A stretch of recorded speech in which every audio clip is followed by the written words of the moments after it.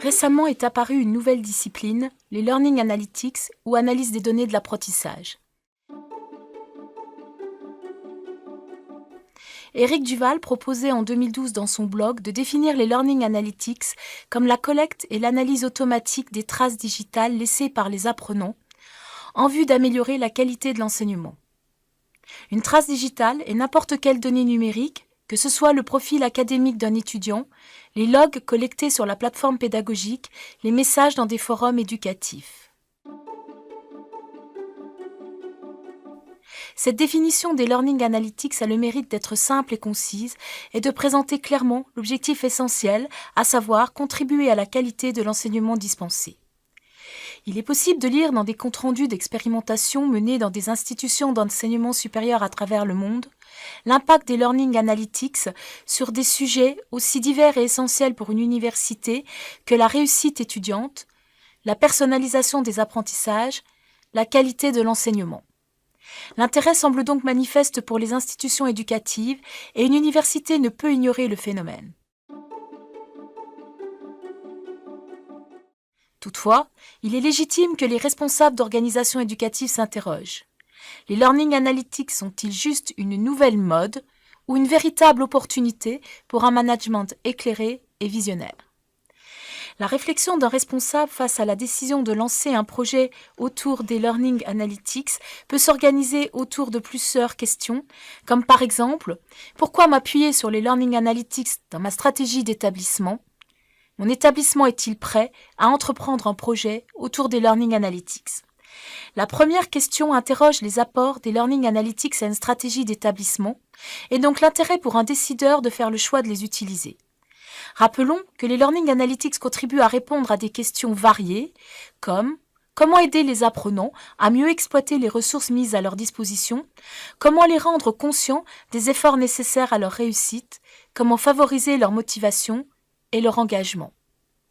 Comment permettre aux enseignants de mieux interagir avec leurs étudiants, de mieux connaître l'impact des méthodes éducatives qu'ils utilisent, d'adapter leur enseignement à leur public.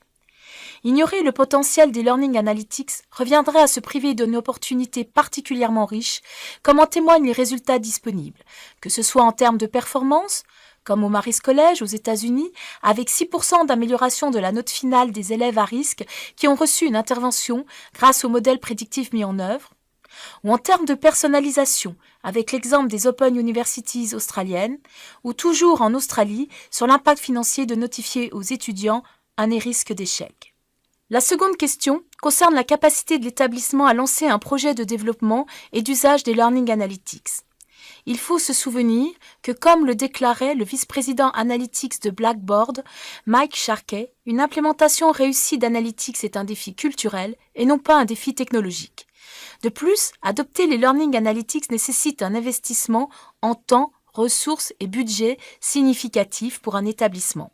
Il est important de considérer les 4 dimensions du projet, à savoir répondre aux 4 questions du quoi, quelles données sont disponibles, du qui, quels sont les acteurs impliqués, du comment, quelles sont les approches possibles et du pourquoi, quels sont les objectifs.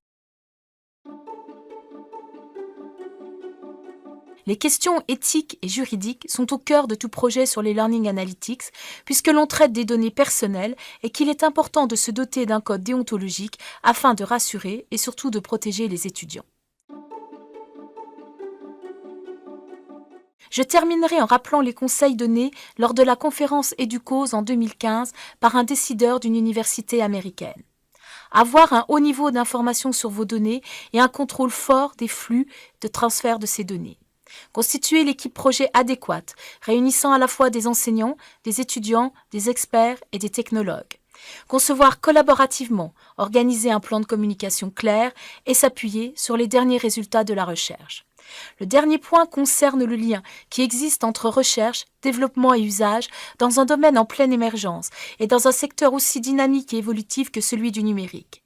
Prévoir un projet autour des Learning Analytics, c'est aussi savoir s'interroger sur ses évolutions possibles et sur sa capacité à la fois à soutenir la transition numérique de l'université, à permettre les évolutions de l'enseignement supérieur appelé par une société en pleine mutation et un marché du travail en révolution, que seule la recherche dans des domaines aussi variés et divers que les sciences du numérique, les sciences de l'éducation, les sciences humaines et sociales, le droit et la gestion notamment peuvent soutenir.